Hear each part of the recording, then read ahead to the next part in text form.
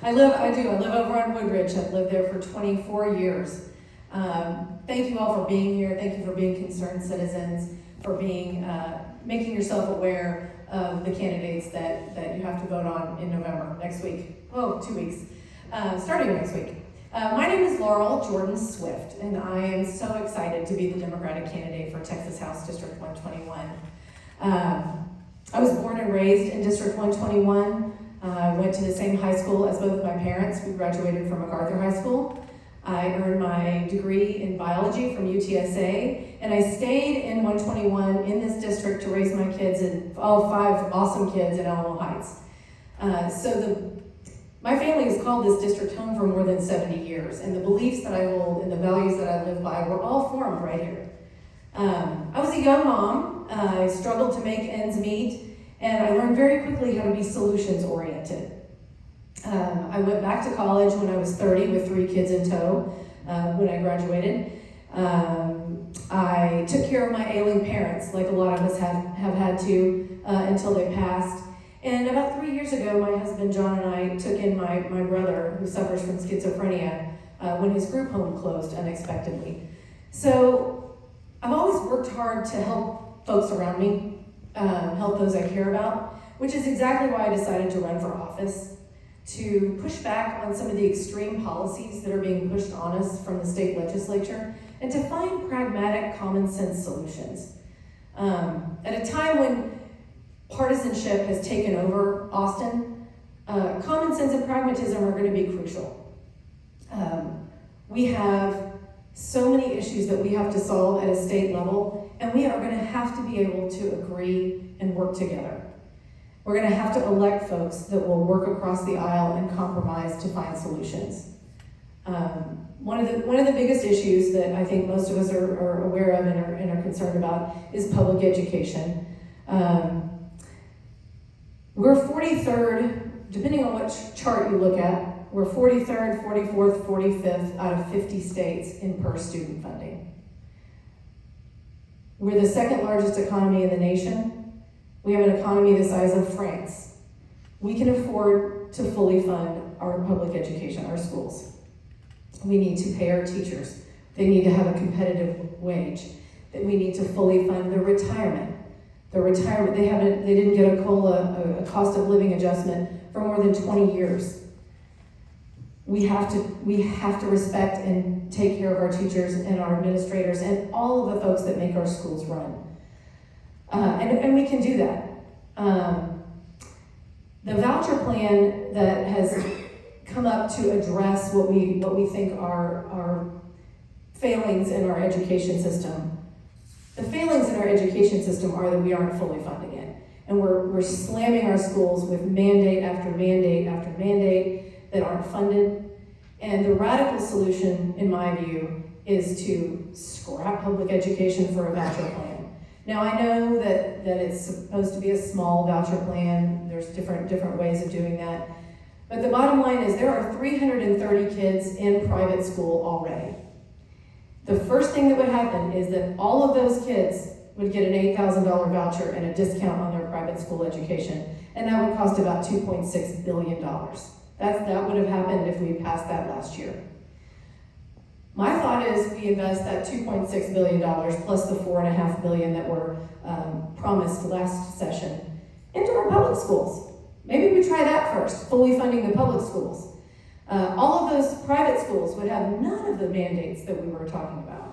They wouldn't have to take kids with disabilities. They wouldn't have to have special education funding. They don't have to provide food. They don't have to provide transportation. They don't have to take the STAR test. So we're giving an escape route from all the problems that have been created by the legislature for many, many years for education by doing exactly what public education would like and removing some of those mandates and making things a lot easier for our wonderful teachers who are trained and who know how to educate kids to do their jobs and do it the way they see fit. So public education is tantamount for me, and that is something we all have to understand. A well-educated population, I agree with Marc LaHood on this, a well-educated population is the key to the future of Texas. And what we would be doing with a voucher program is introducing a profit motive into our education system and creating competition, which sometimes is considered, oh, it would make things better. Competition would make our schools better. Well, competition creates winners and losers. And it's fine with toilet paper or airline tickets, but with our kids, we don't want just a few to be the winners and the rest, which is the majority of our kids, to be on the losing end of that deal. We need to fully fund our schools and pay our teachers. Secondly, one of the things it's not a huge topic that a lot of people get, but it's a way that I think we could slash 10% off of our property taxes, is by expanding Medicaid. It's our moral and it's our fiscal obligation to expand Medicaid. The Affordable Care Act was passed, and the federal government said if the states would raise the income threshold for people to qualify for Medicaid. So in Texas, to qualify for Medicaid, you have to make less than $4,000 a year. Children can qualify and pregnant women can qualify until a year after delivery.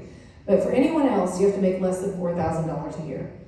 The federal government said if you raise the income threshold to 136% of the poverty level, which is $36,000 for a family of four, about that, something like that, the federal government would pay for 90% of the cost to cover those people. That's 1.8 million Texans that don't have health insurance. And last year, that would have been $11 billion of federal tax money that would have come into this state. Your tax dollars that you pay in your federal income tax that are funding Medicaid expansion in 40 other states would be $11 billion would be coming back here. And 10% of your property taxes, a little more than 10%, goes to fund University Hospital for folks that don't have insurance. So we could slash 10, 11, 12% off of your property taxes by just expanding Medicaid and have the federal government give us 90% of that. So that's something that a lot of folks don't know, but that's a way that I would slash our property taxes. In addition, the state, we'll go back to education, the state needs to increase its portion. It's been leaning on our increasing property taxes and not increasing the state portion of our education funding. They have fallen short. They used to cover something like 80% of the cost of education, and now they're covering something like 20% of the cost of education. So the state needs to pick up the slack and start paying their fair share, which could also lower our property taxes. There are ways to do it. And third, one of the most important things to me is restoring women's reproductive health care rights. I have 4 daughters, and it's just unthinkable to me that the federal government could regulate their bodies and deny them life-saving health care. The maternal mortality rate, women who died during pregnancy and childbirth, has gone up 56% since Roe versus Wade was overturned. So I believe in women, and I believe in doctors, and I think the decisions that need to be with regard to women's reproductive health need to be left up to women and their doctors. If you told me a decade ago that I would be running for office, I would not have believed you. And as someone who voted Republican until 8 years ago, I really wouldn't have thought I'd be running as a Democrat. My sweet husband is still surprised. My Republican husband is surprised about that too. But I am running. Because I really believe we agree on more than we disagree on. I agree with almost everything my opponent said. I just think we have different ways of solving those problems. And I think we really agree on more than we disagree on in District 121. And I really would appreciate your vote. I'm running in November, 2 weeks, to get Texas back on track. Thank you so much.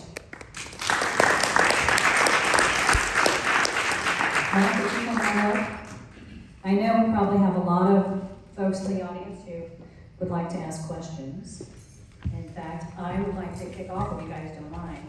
I was at a fun PTO meeting earlier today when I didn't realize that Texas has a $33 billion surplus.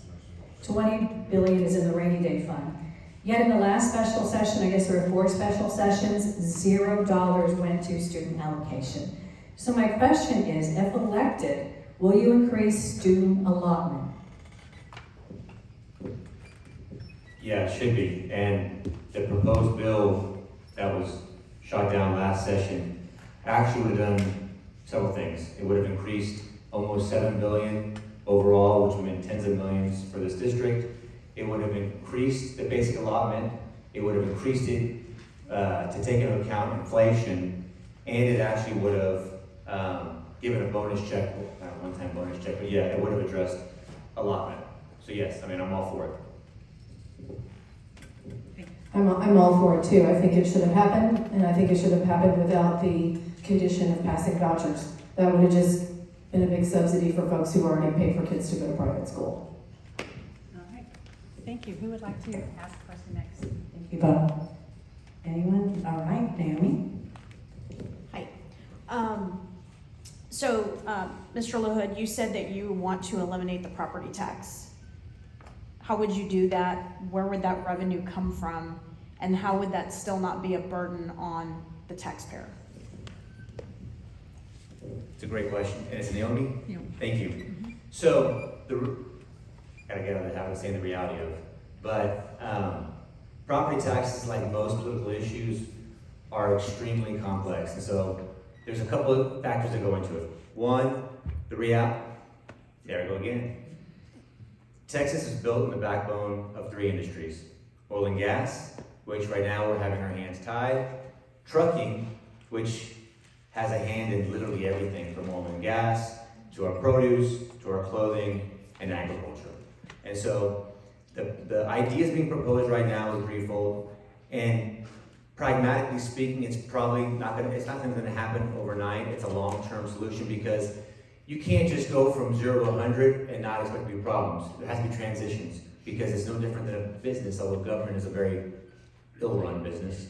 But still, it's going to be transitional. So there's a combination of sales tax, there's a combination of oil and gas, but the reality, there I go again. But the biggest elephant in the room, no pun intended, is that if we don't curtail spending, I mean, we could increase taxes if people could afford it to 90%. If we're spending more and more and more, it's not going to make a difference. We need to get back to a lie that I thought was true. I thought Texas was a fiscally conservative state. This last session, we increased our budget by 25%. Now, I wasn't there for it, so you can't blame me, but we increased that budget by 25%. That's ridiculous. The federal government didn't even increase their budget by 25%. We need to get back on track on how we spend, how we allocate, and it comes back, I think you mentioned surplus. Surplus and that rainy fund is great, but we can't spend it because I think I don't think you were suggesting that, but because I think people in government have this notion that if we have extra money, we have to spend it. Well, I think of Joseph in the Bible, right? 7 great years and 7 lean years. The reason why we want to make sure we protect that surplus and we reduce our spending is because we may not be the 8th largest economy. God willing, we're going to keep growing it. But all those things together are going to be a transitional way to transition to soft property taxes. But then the last issue that no one has a solution for yet is how do we address our local bonds that are being spent and our school board bonds. And so all that comes into a play because some of that is spending and debt taken on from the locals versus the state. I have a follow-up question. Do you understand that school bonds, that the state does not fund facilities, they don't fund upgrades to technology, and that those bonds are necessary for schools to function? Yeah. And that's why I was saying that that's the one issue that we have to figure out how to address completely. Because at the end of the day, if the government can take your property, which they will if you don't pay your taxes, then we don't own it. And so the goal is to make Texans free. Now, it might be one of these ideals that we never achieve, but that's what I'm saying. That's what I was alluding to when I said it's a complicated issue. It's not something we can just have a 2-minute response to. We could probably have a 3-hour conversation and still not even get the tip of it. But hopefully I answered your question. I still see it as just taking a burden off of this and putting it on that, because how can people pay their property taxes? Or how can people, if you raise sales taxes, you're just putting it on toilet paper instead of putting it on property. So And the price tag for eliminating the property tax is something like $80 billion. And I don't know that you'd be shifting the burden. That is the way our structure is in the state of Texas, is that things are funded through the property tax. So I think that shifting the burden is not necessarily a solution. And I'll stop there. May I briefly just say one response on that? Sure, please. So it goes back to what I said at the very beginning. Oil and gas, right now, oil and gas isn't being tied. Our hands are being tied. There is billions upon, we have more oil in our western and southern shales than Saudi Arabia does.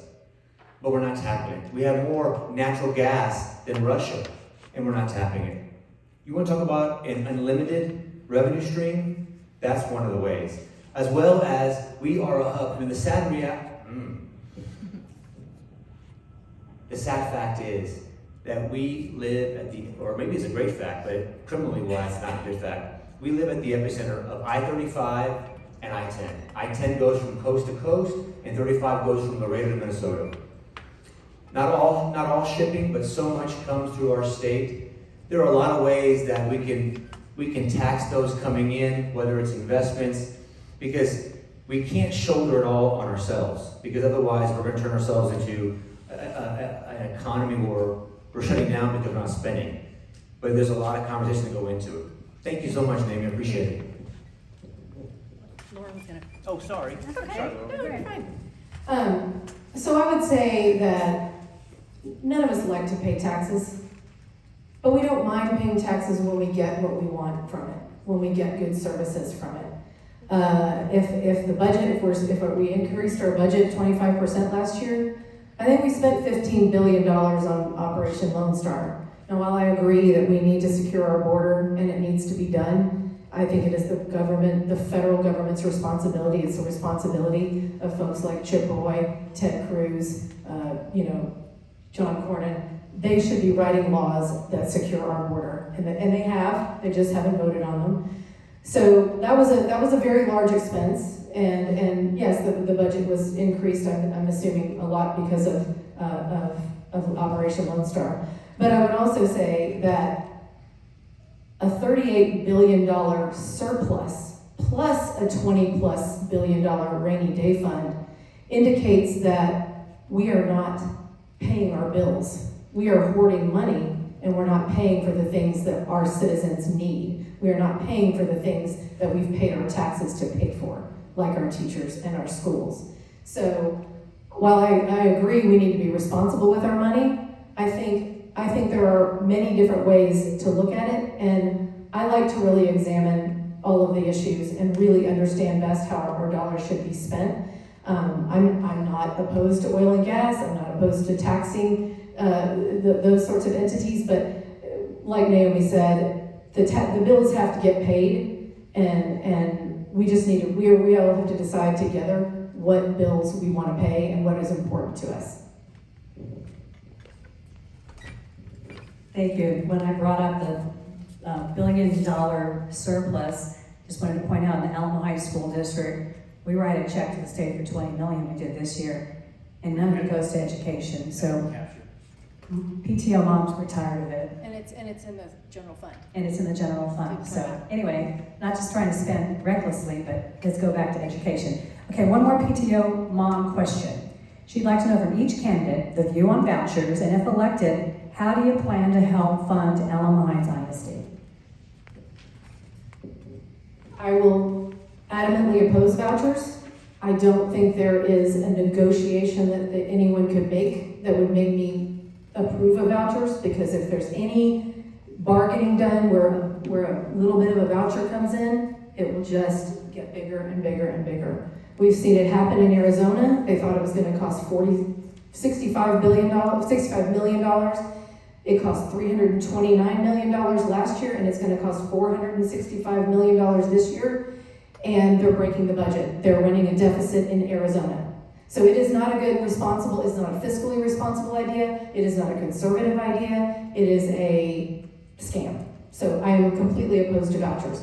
And I will fight tooth and nail. What needs to happen is the public needs to really understand and yell and scream at their representatives that we need to fund our public schools. We are gonna fight for it, we are gonna fight tooth and nail, but we are likely, if I win, I will not be in the majority. We are run by Republicans. And so we are going to have to talk to our friends that live in Republican districts, tell them to call their Republican representatives, because they're the ones that are holding up funding. They're the ones that that would not vote to send that money. Well, it was actually the governor. They wouldn't send the money to our public schools. And we're gonna do everything we can and fight tooth and nail to keep the voucher plan out, but it's gonna take me getting elected and of 3 or 4 others around the state. So, let's do it. What was the question? Just in general vouchers, how you fund it? Yeah, Okay. and how you help the Alamo Heights School District Okay. if you're elected. So, I'm sure you all know, I'm all for school choice. Vouchers is actually a different program that was tried, and actually that did fail, where money went out. Vouchers is just kind of propaganda term. It's actually an education savings account. But 2 things. One, school choice is about 2 things. It's about our education system, and it's also about freedom. And no one really talks about that one enough. And I'll give you an example. And I think I said it last time we were together. That was the Mexican American Legislative Caucus Casino Night, which is about as blue as you can get. And I sat down with 3 Latinas, playing blackjack, my wife, myself, and them. And we're having a good time, showing pictures of our kids. Hey, you have kids? Yeah, I do too, so on and so forth. You love your kids? Of course I do. You want the very best for your child, don't you? Of course I do. If your child wasn't getting the best education, whether it was academically or socially, at the school they're in, would you want the ability to take your child so your child can thrive? Darn right I do. And would you want the money, a portion of your money, to go with your child so your child can thrive, or stay with a school that wasn't providing the service that you believe your child needs? All 3 of them unequivocally said yes, right? There's a notion that it's about private schools. It's not. One thing that we didn't talk about, right? 300 kids are in private school. You know how many kids are waiting for charter schools, which are part of the public school system, not funded very well, but it's part of the public school system. 1,400 kids, 80% of them low income, are waiting to get into a free charter school. 1,400. Because the schools they're in aren't providing what the parents and the children believe they need for them. Right. Now, coming back to how it's funded. Again, politics doesn't change business principle. $15,708 is the money spent in 121. Alamo Heights School District charges you $10,300 to send your child here, which is about $5,400 under the amount that they're getting. But let's break down those numbers, because numbers don't lie. 39% of it goes to pay our teachers, which, by the way, we're all in agreement. At least we're in agreement. Teachers are another unsung hero. And I'm not saying this because of politics. I mean, I can tell you the 3 teachers that changed my life. Mrs. Winninger, my 3rd grade teacher, Prof. Bradley, my 6th or 7th grade social studies and history, and Mitch Mooneyham, my English teacher. Teachers shape lives. And just like our law enforcement, they should be held in the same regard. And they should be properly paid. But 39% goes to them. Almost 30% goes to administrative costs. And administrations have grown through the roof. When you look at the numbers here, talking about Alamo Heights, why don't we look at the numbers of how administration has gotten raises, but teachers haven't? 40%, and this is the operating cost, come back to business, 40% is how you keep the lights on. 40% is about $4,500. So this last iteration, taking that $15,708, which by the way, this year has gone up to $17,700, but let's go back to the numbers that were being argued last session. If $8,000 was falling on the child, $7,100 was staying with the school. It cost the school $4,500 to not have a seat. It'd be like me being a lawyer and charging $10,000, but you're saying, hey, Marc, I'm going to pay you $3,000, but you don't have a job to do. You're still getting windfall without the expense, and then you open a seat for Alamo Heights to charge someone $10,300 to come to the school. The numbers don't lie.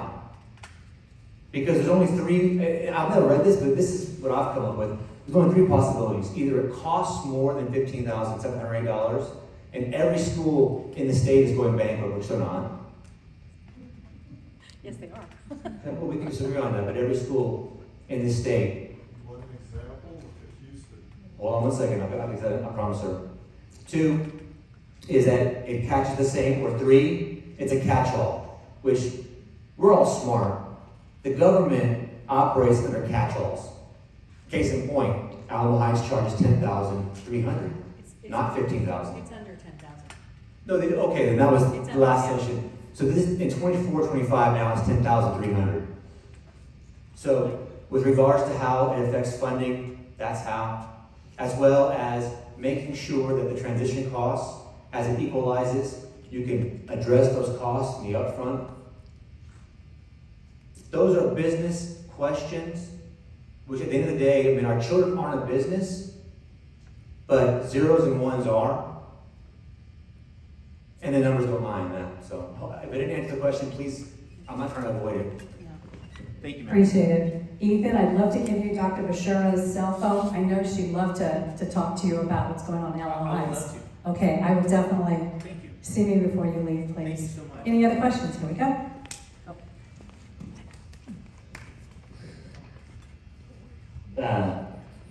First, I need to address something that's incorrect, and that would be your school funding issue with administration. Just so you know, every school district bases their yearly raises based upon teacher salary. That's where it's grounded. And then administrators may make a percentage more than that, but it goes all the way down to custodians as well. It's based off of teacher salary. So that's the first thing. Second thing is, it sounded like, and I wanted to ask you because I want to be fair, that it seems to me like you're a believer in the U.S. Constitution. Yes, sir. Which talks about separation of church and state. But then on the other hand, you're talking about taking public funds from us, the public, to go towards a private school if it's going to go to vouchers. How do you reconcile in your brain the separation of church and state if that's what you're proposing? Great question. What's your name, sir? Cordell. Cordell, great question. So a couple of things. Now, are you talking about the federal constitution or state constitution? Either or. Okay. So federal constitution actually never explicitly talks about the separation of church and state. It's implied. But the separation of church and state, my reading of the interpretation of it has to do with the fact that our founders were theists and Christians, and that you couldn't prosecute or persecute somebody for having a different belief. But with regards to the school funds, in the state constitution, it talks about the free public education. First of all, it's not free because we're paying taxes for it, right? So it's not, the money's coming from somewhere. The question is that where does that money go? And so how I reconcile it is that money is going to the education system as a whole, right? If we don't have an issue with it going to charter schools, if we don't have an issue with it going to homeschools, and our only issue is with private schools, well, then it comes back to another question well, then do we have a side conversation with the strings that come attached as federal funds and the federal requirements going on with how we have to teach and what we have to teach and what we have to put into our schools? It's a complicated question, but the short version is this: I don't believe it violates it, because that money is derived from the same source, and that money is for education. That's what I believe. I hope that answered it. Thank you, sir. Thank you. I appreciate both of you taking the time to be here, and it's important for folks to hear from both of you. I want to come back to something Laurel said, and that involves Texas being the most restrictive state in the nation when it comes to a woman's right to choice, a woman's right to control her body. And we heard from Laurel, where do you stand on that issue? Would you support bringing Roe v. Wade back to the state of Texas? That's a yes or a no. Well, I want to make sure I answer your question. So Roe v. Wade said that it was a federal right. Dobbs said it is the right of the states. So are you saying, am I in favor of legalizing abortion? I want to answer your question. I'm sorry, I don't know what the question No, is. the question is, would you support Texas supporting the provisions that were in Roe v. Wade? It's that simple, yes or no? What specific provisions? I mean, you're In asking. terms of access, Sir, you're asking it's not a complicated question. I'll answer it this way. Before we have a conversation about abortion or pro-life, the question we have to ask ourselves is, does the government have a right and a duty and an interest to protect life? Obviously, yes, because no one's protesting murder laws, I should say. In fact, no one's protesting assault. So not even just taking life, but hurting somebody. And no one's protesting theft, forgery, fraud, property rights. I have no idea what you're saying. Well, because the conversation, the question is pretty complicated. I'm answering it for you. Ask me what I believe, right? So my question ultimately that people have to be able to answer for themselves. I'm Catholic. As a Catholic, the church teaches that life begins at conception. Scientifically, you can argue because the sperm and the egg each have their own DNA. That fertilized embryo has a DNA unique from the mother or father. If you want to argue the heartbeat law defines a certain time at 6 weeks, and it defines that because you can't have a heartbeat without brain activity. That's why when you're brain dead, you're on life support. So then my question to you, sir, would be this. At what number of weeks does what is growing, sorry, not to point at you, what's growing in the womb become life? Because if it's not life, a woman, a man, whomever we're talking about, the government doesn't belong in the body.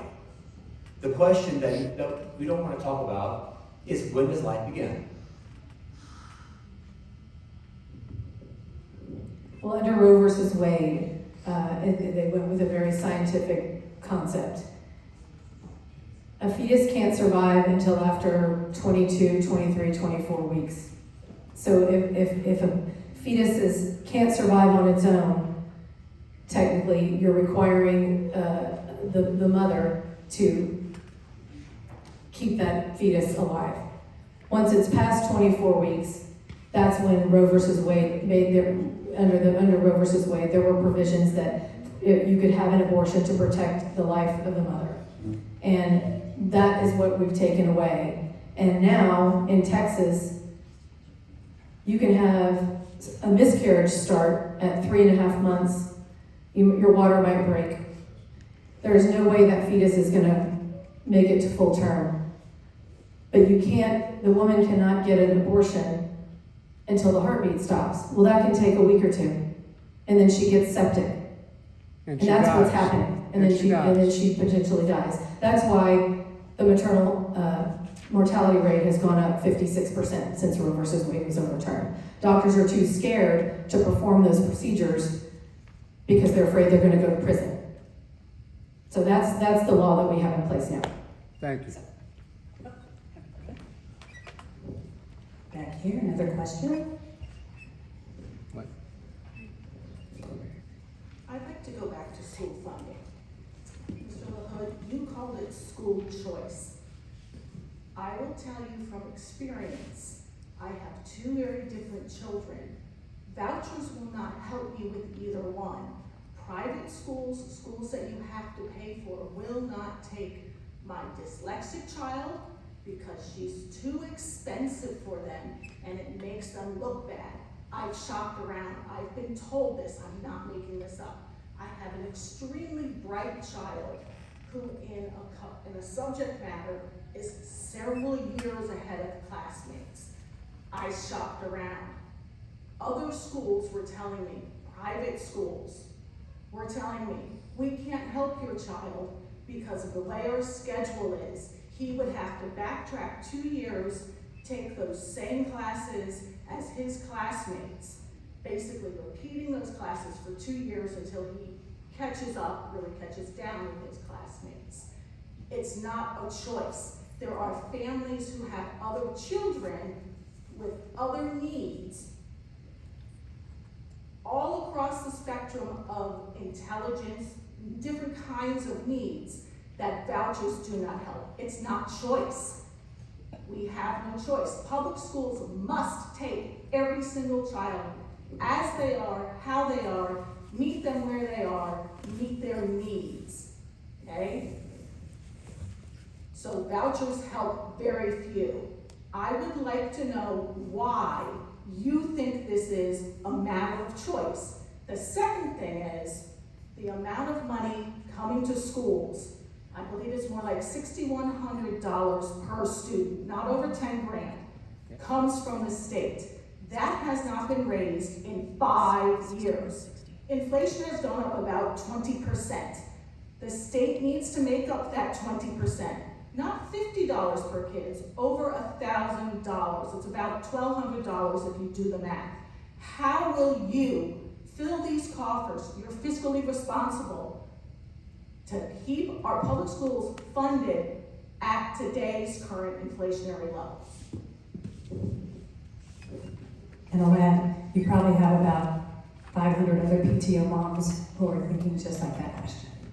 And what is your name, ma'am? My name is Jennifer. Jennifer, thank you for your question. God bless you and your family, and I'm just saying that.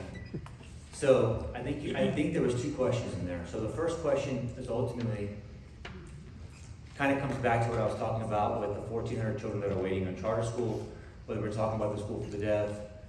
My oldest nephew is non-functioning on the scale of autism. I have family, my cousin, schizophrenic.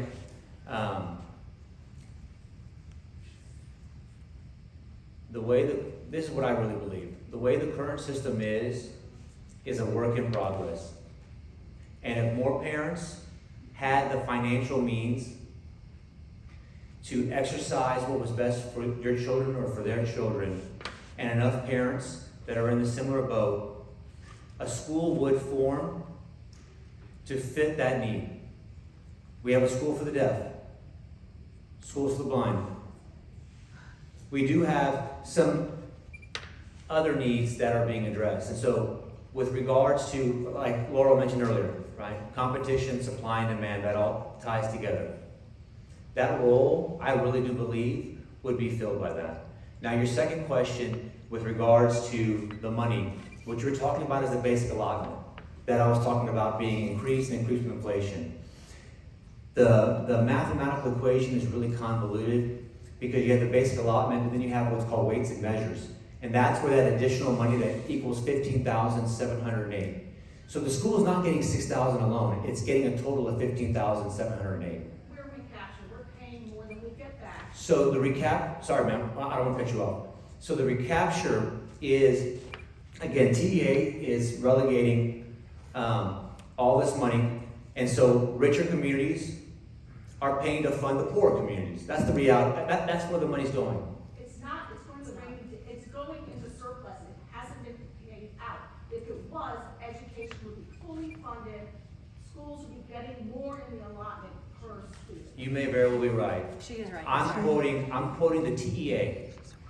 I'm quoting the Texas Education Agency. That's not me saying that the recapture goes to help supplement school districts and communities, not just in San Antonio, but throughout the state. So maybe they're lying to all of us. If that's the case, then TEA is the real problem. But Well, welcome to the club. well, that's a conversation for. We're probably more aligned on that than you think, but that's going off that. I mean, I don't work in the TA. I don't have access to their numbers, but that recapture, and that's a whole different headache, right? Because why do people move here? They move here and they pay the properties because they want the better school district. And so it's unfair in a lot of ways to take that money and shove it off. But here's the reality of it. God, I said it again. Is I agree with fighting that. That's why I'm against Medicaid for all. Because what that is saying is taking our tax dollars to fund illegal aliens and expanding it to a system that's going to break it further. Right? What's right is right, and what's just is just. And I do want to get back to that. And I'm not going to kid you, this is not something that's going to get solved overnight. It might take multiple sessions. And it might never get solved because as passionate as each one of y'all are, as passionate as I am, Texas is divided by equally numbered 33 million, although they don't all vote, that are equally passionate for, against, and everywhere in between. But thank you for your questions. I hope I at least attempted to address them. Thank you, ma'am. Laurel should explain, it is not Medicaid for all. Right, it's expanding Medicaid. Medicare for all is a federal thing, but that we haven't done or haven't even talked about, but Medicaid expansion is different. It's something that was offered by the federal government to individual states that 40 other states, including Oklahoma, very conservative, have taken advantage of. So, but what I want to clarify this with my opponent. I think what he's trying to imply is with the basic allotment plus the weights and measures, there's around $15,000 going to a school. And I think what I've heard him say, and you can correct me if I'm wrong, Mark, but is that if a student takes that $8,000 and goes to a private school, that the rest of the money stays with the school. And I don't think that that would be true. I really don't think that's true. We need to find that out, but. That's not what's been explained to me. So that is, again, maybe the government's gonna screw us with TA like they like to do, but that is the proposal. Of that 15,708, the remaining 77 would have stayed with the school district. That portion would have followed the child plus the increasements in allotments, but that's the proposal. That was something that I've heard the opposite, but we would have to clarify that. The bottom line is if we just used all of that money that we're considering using to pay for folks in private school and beefed up what the state's allotment is, state's share is, we could fully fund our schools. We could offer all those choices. We could take care of the kids with the special needs better. We could provide more choices. We've done a great job on providing choices. I mean, I know a girl that goes to that's in Alamo Heights School District, but she's able to go to Madison to their ag program. And we have amazing amounts of choices, and we could expand those choices, and we could offer better programs and training for, work training, and, kids could graduate with certifications in construction or electrical training, or heck, we can have, I know in Massachusetts, they have schools where they graduate with a degree in cosmetology, or with a certification in cosmetology, or veterinary science. So there are so many options that we could create if we would fully fund our schools and everyone would get behind the public schools. And that's to me the conservative, honestly, and the smart, fiscally smart way to handle our education system. Okay, we have one more question over here. Yeah? Thank you. Thanks for coming. Both of you, really appreciate you coming out tonight. So I would like to know a little bit about oversight. Where do you see an opportunity for oversight? I'll tell you, I'm a mom who is very vested in this neighborhood. I have young children. I own a home here, so I'm very vested, not just in Alamo Heights education system, but up Northeast. I mean, half of our neighborhood is Northeast, half is Alamo Heights, maybe not half, but I'd like to know what type of oversight you see that needs to be in place. I personally have sent an inquiry to Northeast ISD about their budget. I wanted to find out, there was something that I questioned about their budget. Me as a citizen, I felt like I had a right to know. I went through proper channels, and I can tell you when the time came for me to receive information that should be public about a school budget right in my backyard, and I got an apology. I didn't get a response to my question about a budget from the superintendent, which whether or not that superintendent is qualified for that position or not. I want to know what kind of oversight we as taxpayers have access to, and how is that oversight being translated back to us? How do you expect to do that? Thank you, Melissa. Thank you, Melissa. That's a great question. There is no better oversight than transparency. And a lot of politicians talk about transparency, but it really is the solution. The problem is we have to make it happen, right? Because government agencies, even to the extreme of the Freedom of Information Act, everything else, organizations are no different than us, right? At our Express News meeting, I said, I have a healthy distrust of the government. Because the government is made up of people. People are corruptible.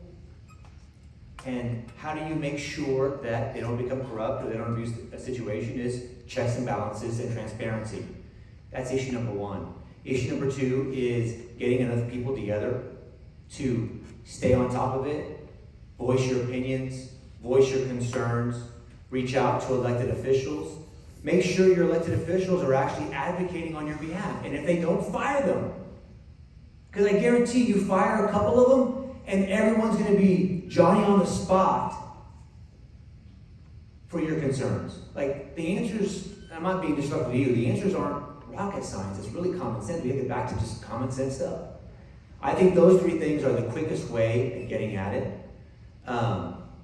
School boards, I know y'all are on school boards, y'all are heavily involved. All that process plays an important role to getting those answers. I just think that's for vouchers, accountability. Well, yeah, that's perfect, very good question. So I don't know exactly what your specific issue was, but what I do understand is that in public education, every penny spent on a school bus or a laptop or a pencil has to be accounted for. And they have to have a PO that is attributed, what money is spent for. I know maybe it's, it is messy sometimes, I'm sure, but technically that's what's supposed to happen.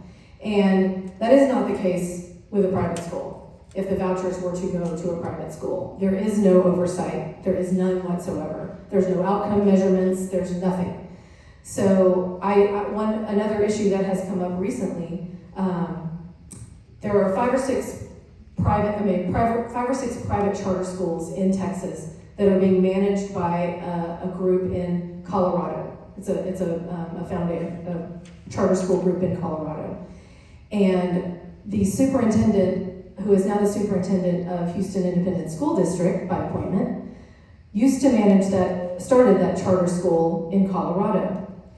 So these 5 or 6 schools in Texas that use them as a management company are missing $2.7 million.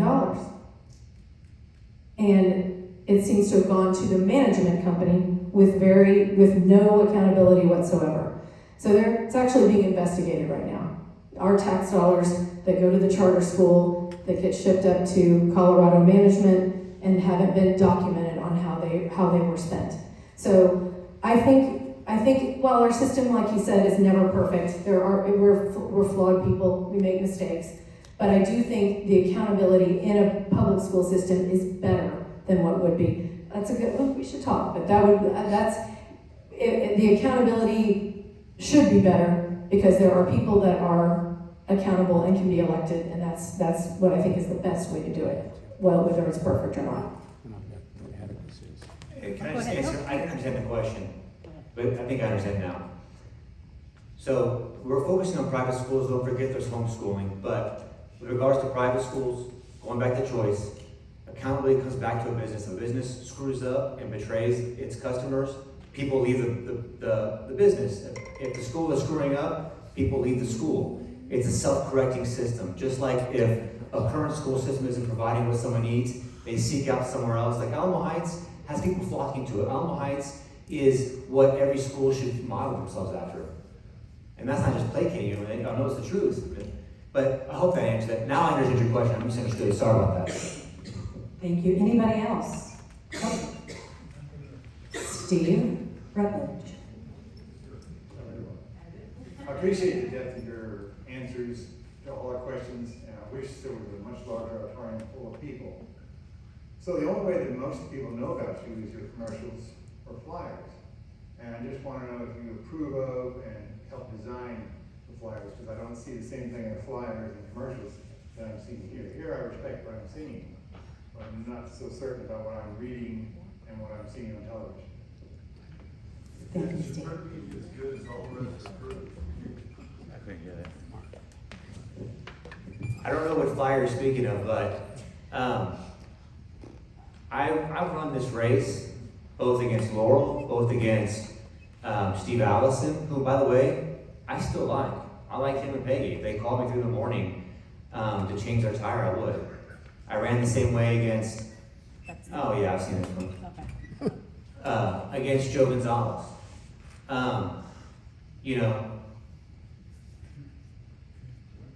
I didn't design that, if you're asking me if I designed it, but no. I mean, I've had, 4 or 5 conversations with Laurel, I've had 4 or 5 conversations with Steve, and probably 5 or 6 with Joe. I mean, the way I'm talking to y'all is what I believe, and, that's why I like doing stuff like this, because mailers and TV commercials, yeah, they're helpful, but you don't get a full sense of somebody. You want to gauge somebody, you look them in the eyes, you ask them questions, and if they don't know the answer, you can at least see how they think, how they react, what their temperament is like, But I appreciate the question, sir. Thank you. Oh, I don't know. Yeah, I don't think there was. Oh, sorry. Was there a question? Sorry. It's okay. I don't think there was one. Thank you, Mark. Any other questions? Well, I want to thank both of you for being here.